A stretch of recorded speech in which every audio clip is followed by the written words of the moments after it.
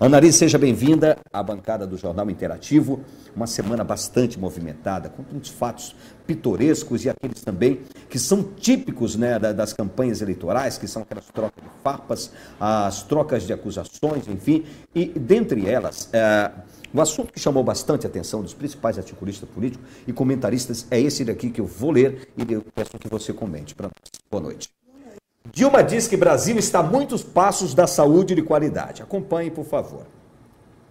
Durante um encontro com prefeitos e vereadores na cidade gaúcha de sábado passado, em Porto Alegre, a presidente Dilma Rousseff, candidata à reeleição pelo PT, disse que o Brasil ainda precisa enfrentar problemas graves na saúde pública, como a falta de médicos especializados, e ela admitiu que o país está a muitos passos de um serviço de qualidade. Dilma defendeu o programa Mais Médicos, que concede bolsas a profissionais do país e do exterior para que atuem em periferias, em locais afastados. E lembrou que o próprio governo federal arca com o pagamento das bolsas. Segundo ela, o programa foi um passo imenso. Você deve reconhecer que ainda temos a dar muitos passos na questão da saúde para ter um serviço de qualidade, mas já está melhorando, está quase que excelente. Você comenta. Bem, como que está excelente, se nós vamos aí em qualquer postinho de saúde, não precisa sair nem de Rondônia, porque nós sabemos que a questão, o sistema de saúde está falido no Brasil, desde os grotões, desde aqui do interior, desde a região norte até lá no sudeste, né? Super filas, as pessoas reclamando mesmo, e muitas das vezes os médicos que não têm culpa nenhuma do que está acontecendo, eles são as maiores vítimas, né? Porque você já chega lá doente, já chega com o seu familiar precisando de um atendimento e não é recebido bem e já acaba culpando aí, no caso, os médicos. Annalise, a situação do Brasil parece, no meu ponto de vista, atípico, porque se você notar, no país vizinho, que nós temos a Bolívia, nós temos médicos, não uma quantidade suficiente no padrão europeu, mas temos médicos sim para atender a população, e o médico na Bolívia, no Chile, aqui na Venezuela, nos países periféricos da América Latina e América do Sul, eles não são tão bem remunerados quanto o médico brasileiro. Por que acontece isso? E a escassez de médico, a que se atribui todo esse cenário aí? Eu acredito que não é falta de médico, é falta de equipamento, é falta de estrutura hospitalar, é falta de leitos, de maca, de esparadrapo, do básico. Não adianta você pegar e colocar dentro de um hospital, vamos fazer aí um exemplo, né? Você querer alimentar mais gente colocando mais cozinheiros, tem que trazer mais panela, mais fogão, mais arroz, feijão, é alimento. Não adianta nada você pegar e trazer um monte de médicos, se é que são médicos mesmo, porque nós temos aí acompanhado o trabalho que esses médicos cubanos têm feito, mesmo que eles tenham aí toda a boa intenção, tenham o carinho, né, que se disponham mesmo a ajudar a população, a atender o paciente, eles acabam fazendo coisas assim irresponsáveis. Como, por exemplo, teve essa semana, apareceu na internet um paciente que perdeu a visão porque um médico cubano aplicou colírio anestésico. Isso é um crime, né? E eles estão aí, e acaba assim desprestigiando até mesmo a classe médica do Brasil. Porque eles se dispõem, eles é que têm feito, sempre foram os médicos brasileiros que atenderam a gente, por que hoje eles não servem mais? Então é necessário trazer mais médicos cubanos e que se eles fossem tão bons, por que eles não fizeram então a prova do Revalida? Eles foram isentos disso. Olha, nesse processo todo que você está mencionando e nesse grande absurdo que é o meu ponto de vista, é que o governo brasileiro atropelou até mesmo normas internacionais de trabalho, da OIT e da própria legislação brasileira, pertinente à atividade laboral no Brasil, passando por cima de muitos quesitos aí para trazer os médicos. Aqui você atribui essa insistência do governo do PT de trazer os médicos cubanos, tem médicos do mundo inteiro que podiam ter trazido, o que houve? Não ter trazido eles ou nenhum outro. Eu sou a favor dos médicos brasileiros, porque é um esforço muito grande que um jovem tem que fazer para se formar. São 5 anos, mais residência, mais especialização. A família inteira tem que se dispor, não é qualquer pessoa que consegue fazer, para de repente a gente ainda ser mal atendido por médicos cubanos, né? A gente fica à mercê. E eu não entendo, de fato, qual que é o objetivo, porque eles não estão exercendo com responsabilidade ou com capacidade, não tem capacidade que o médico poderia fazer. Agora eu pergunto, se aqui os grotões, aí, os interiores não estão sendo bem assistidos pela comunidade médica, então por que eles não aproveitam esse pessoal que é formado em enfermagem? Certo. Que estão recém-formados, eles ainda estão começando a fazer carreira, então que mande esse pessoal, que incentive o povo brasileiro, porque eles estão tirando a vaga de quem está, de um brasileiro, estão tirando da boca de um brasileiro. E outra, é ilegal, né? É um trabalho escravo, porque a CLT não está indo contra a CLT, esse tipo de trabalho dos médicos cubanos. E aí eles recebem 10 mil, eles ficam com 800, vai outra parte mínima para a família e o restante fica para o E essa é uma outra aberração, um absurdo sem tamanho. Vamos ao Linha Direta, aqui estão o Ricardo Soares de Araújo, depois de 12 anos, ela descobriu agora, é muita incompetência dessa presidente, vamos dar mais 4 anos para ela, quem pergunta é o Ricardo Soares de Araújo. O Márcio Tessitori, seguinte, existe postagem fantasiosa na internet sobre a queda do avião de Eduardo Campos, mas claramente insinuando um atentado do Partido dos Trabalhadores. O que você acha de tudo isso? Ele pergunta. Olha, Maurício, boa noite.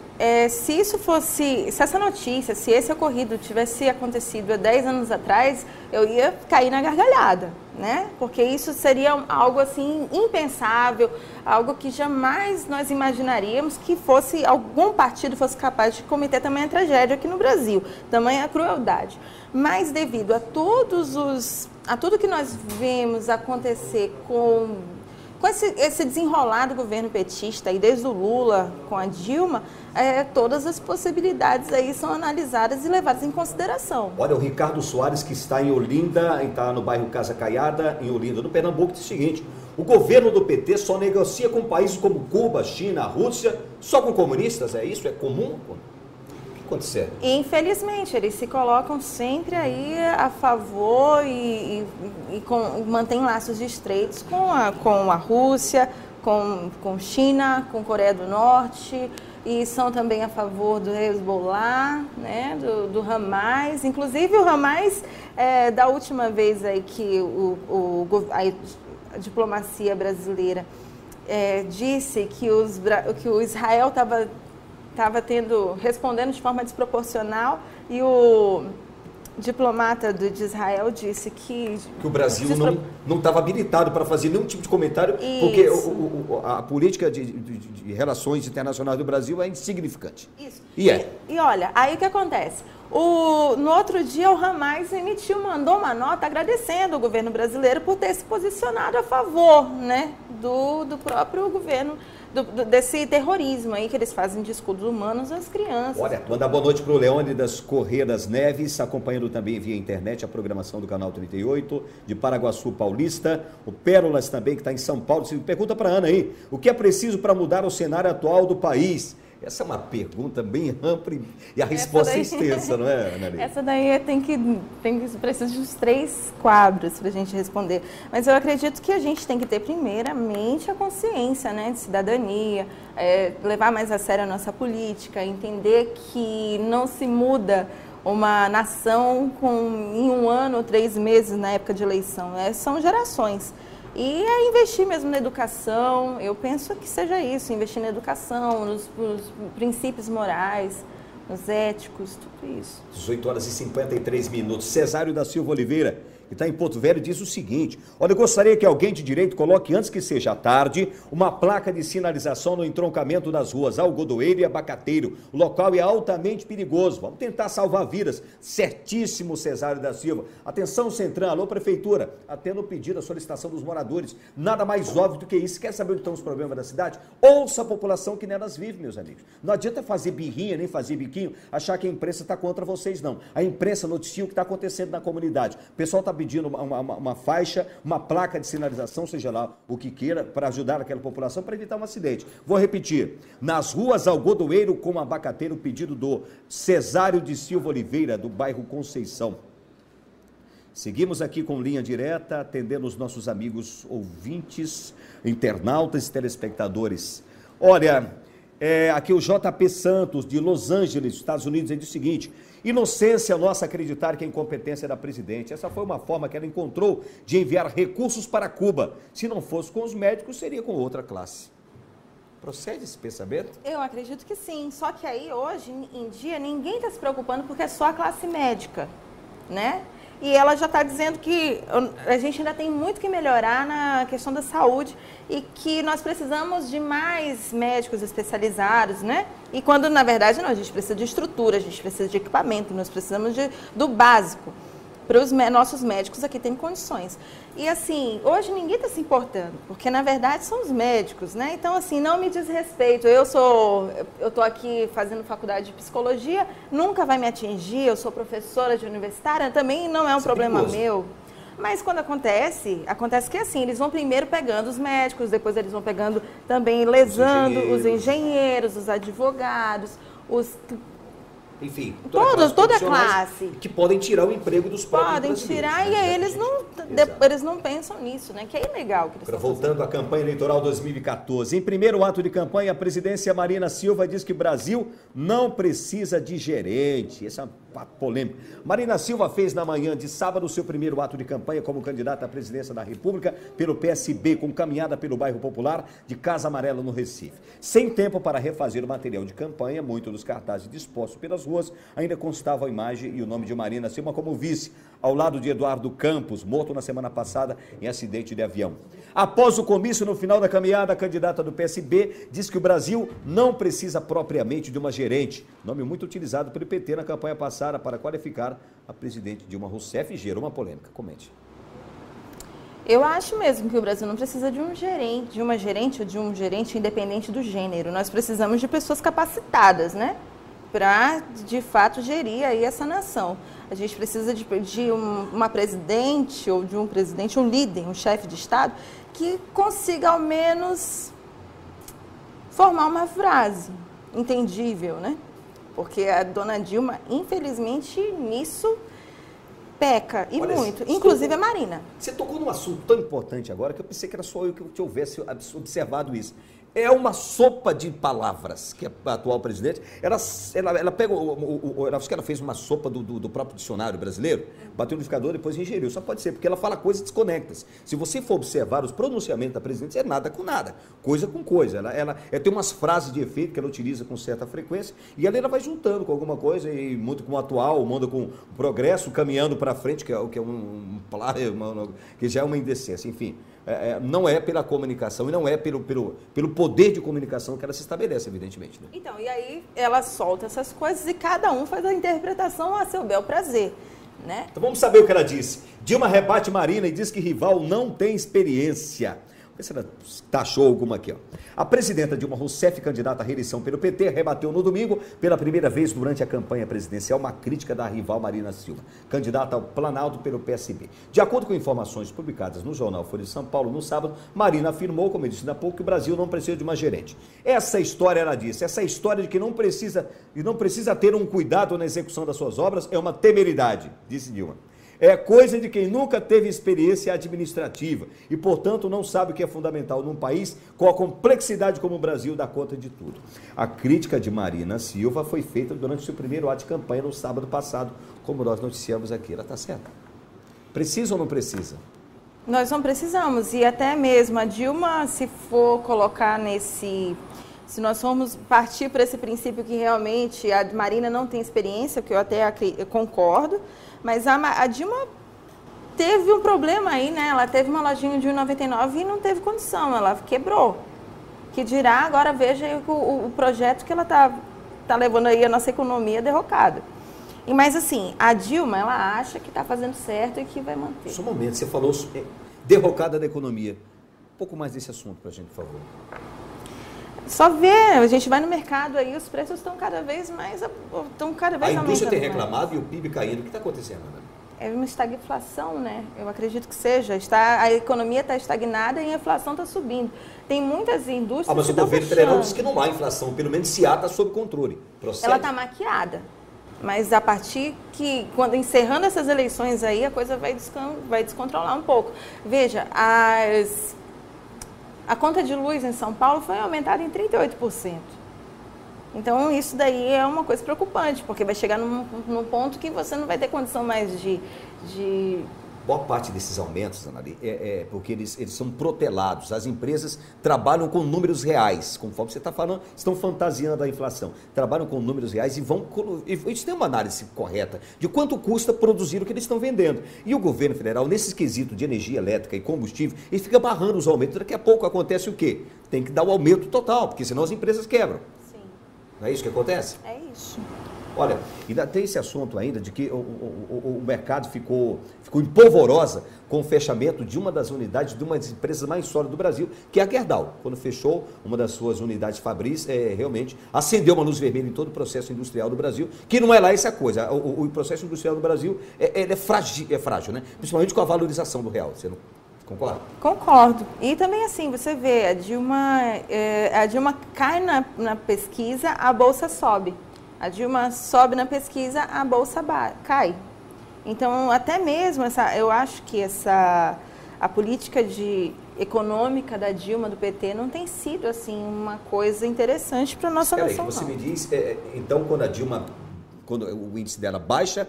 As intenções de votos da Dilma sobe, a Bolsa cai. E com a Marina, como? É o inverso? A Marina eu ainda não tive tempo de acompanhar, porque foi tudo muito rápido, né? Até a semana retrás, sem ser nessa semana passada, nós tínhamos aí o Eduardo Campos, que não tinha expressão nenhuma no... Certo. Principalmente não teve a oportunidade de mostrar a que veio, né? Que ele queria, exatamente.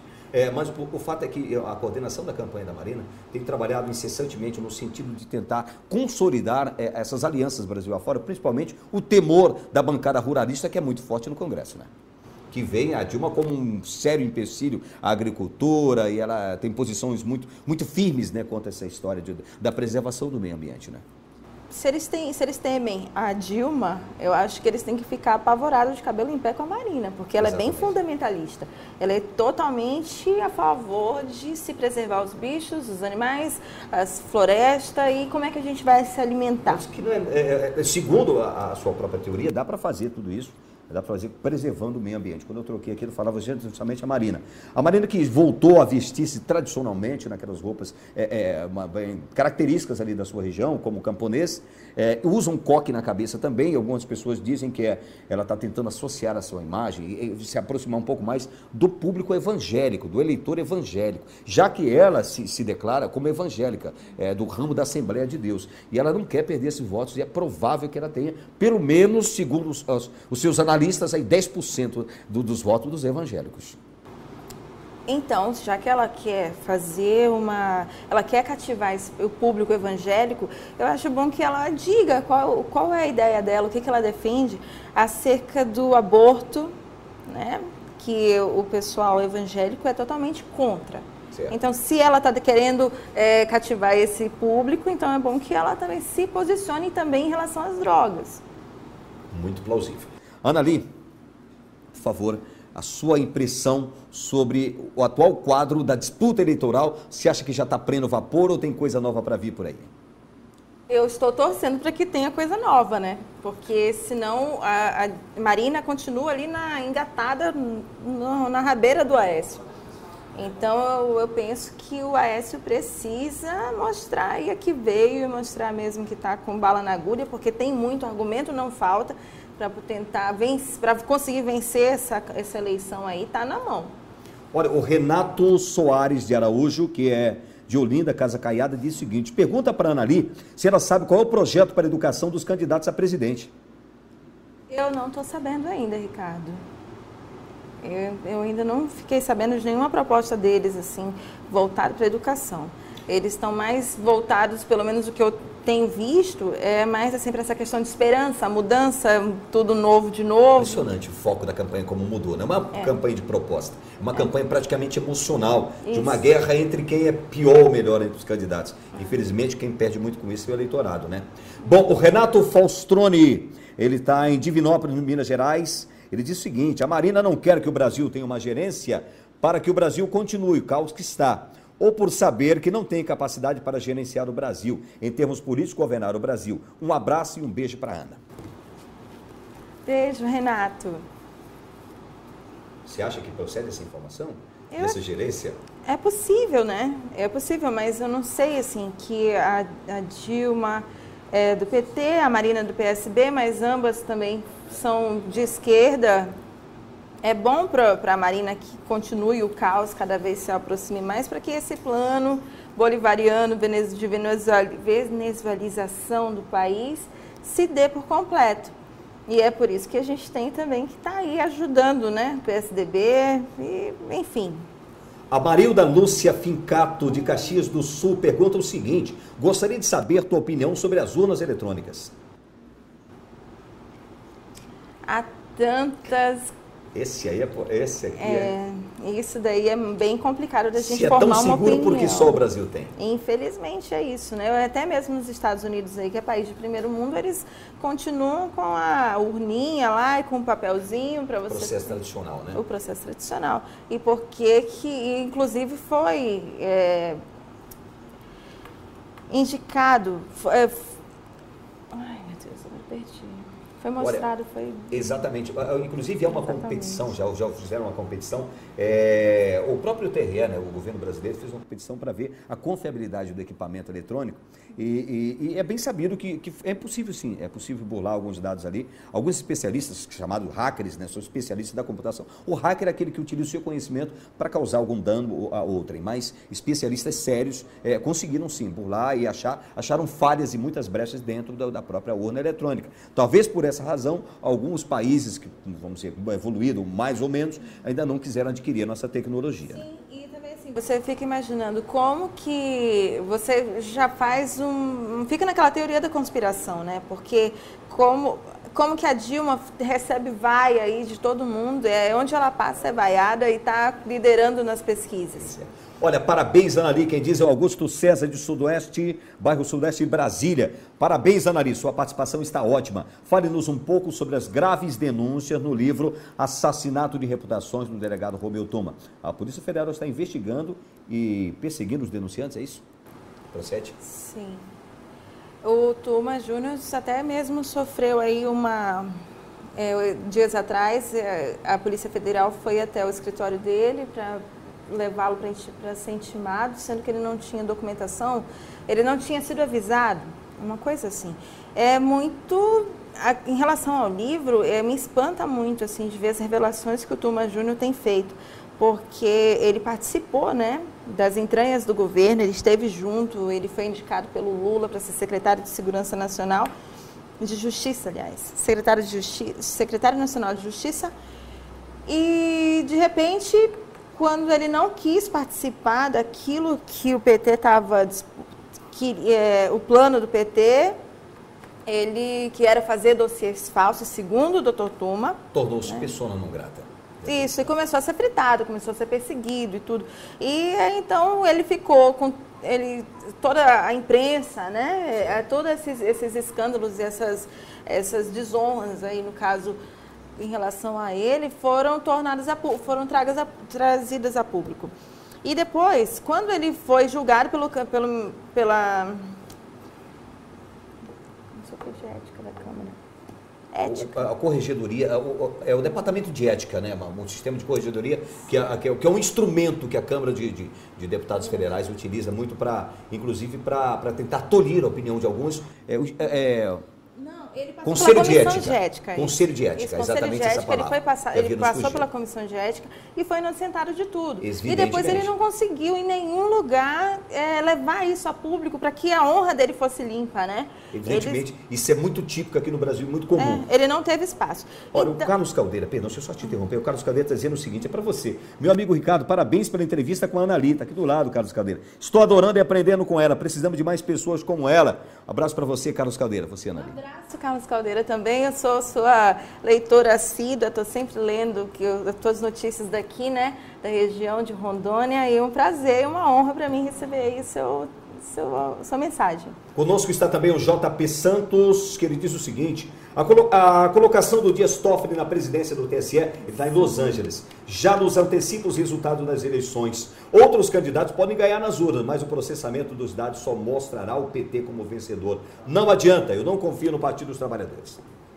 Pois é, o Toffoli agora está lá, e como é que a gente pode também confiar? É a mesma coisa, a raposa cuidando do galinheiro. Está cercado? Está cercado. Cerco se fechou. E outra coisa, uma coisa muito importante também, assim, que a gente tem que se lembrar bem, é que se a Dilma ganhar agora essas eleições, ela tem direito a colocar mais 5 juízes no STF. Muito bem. Anali, muito obrigado pela sua participação. Nós estamos encerrando o nosso tempo aqui, esse terceiro bloco. E gostaria que você aproveitasse para agradecer aos centenas de internautas e telespectadores que estão acompanhando hoje. Sucesso absoluto o nosso Jornal Interativo hoje com a sua participação. Ok, eu que agradeço mais uma vez o espaço e também quero agradecer muito os meus amigos da internet, né, que eles estão me acompanhando, também tem a paciência aí para compreender que a gente está aprendendo, está tentando melhorar cada vez mais. E de qualquer forma também ao Gil, né, o rapaz também que está ali, outro Xará. Ricardo, Charado, Ricardo Maia. E é isso, muito obrigada mesmo pelo espaço. Até a próxima segunda-feira? Até a próxima. Até a próxima segunda-feira. Obrigado, Ana Lê, obrigado também a toda a sua família presente conosco hoje aqui no Jornal Interativo.